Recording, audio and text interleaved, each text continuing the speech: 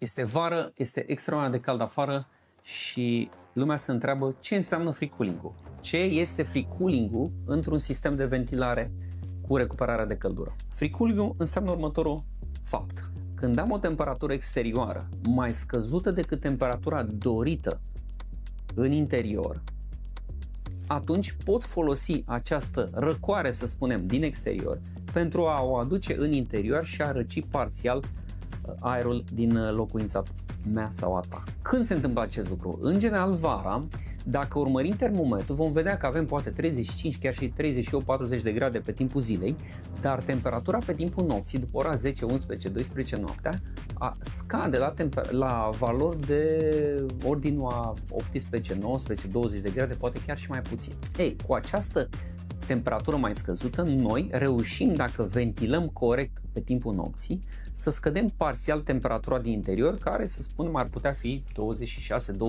26-27 de grade, ceva mai mult decât acel 24-25 de grade ca și temperatură de confort. Cum facem acest lucru? Echipamentele de ventilare inteligente, fie că vorbim de cele descentralizate sau centralizate, pot să facă acest lucru, cum anume, bypassând recuperarea de energie. Adică nu mai trece prin schimbătorul de căldură sau evită, ocolește, să spunem așa, schimbătorul de căldură și în felul acesta introduce direct aerul de afară, fără să încerce să mai recupereze din cele presupuse 27 de grade la interior și să-l încălzească pe cel care ar veni de afară. În acest fel, eu reușesc să mă pregătesc pentru următoarea zi cu o temperatură ceva mai scăzută la interior și să am un confort suplimentar.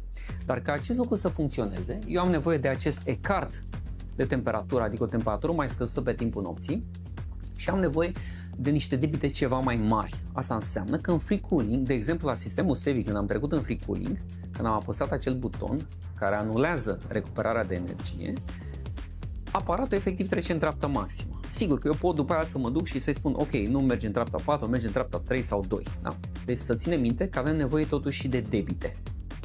De aceea o dimensiune corectă a numărului de aparate, să spunem în cazul sistemului descentralizat, este esențială, pentru că decât să am câteva echipamente, o ușoară subdimensionare și ele să meargă la treaptă mare, prefer să am mai multe echipamente care să funcționeze într-o treaptă mai redusă, ca și nivel de zgomot, și care să-mi facă același debit sau un debit mai mare. Dacă ne referim la sistemele centralizate în general fac automat, sistemele noastre Confovent fac automat această bypassare, acest free cooling și de asemenea și aici devine esențială proiectarea, dimensionarea sistemului astfel încât să facă față unor debite ridicate, cum ar fi pentru free cooling sau o să vedem în alte filme pentru climatizare, pentru răcire, astfel încât să facă să realizeze această ventilare la debite ridicate fără zgomot, cât mai silențios. Deci silențiozitatea este cuvântul cheie, chit că vorbim de sisteme descentralizate, chit că vorbim de sisteme centralizate. De aceea dimensionarea și proiectarea corespunzătoare sunt esențiale. Cam asta este free cooling-ul.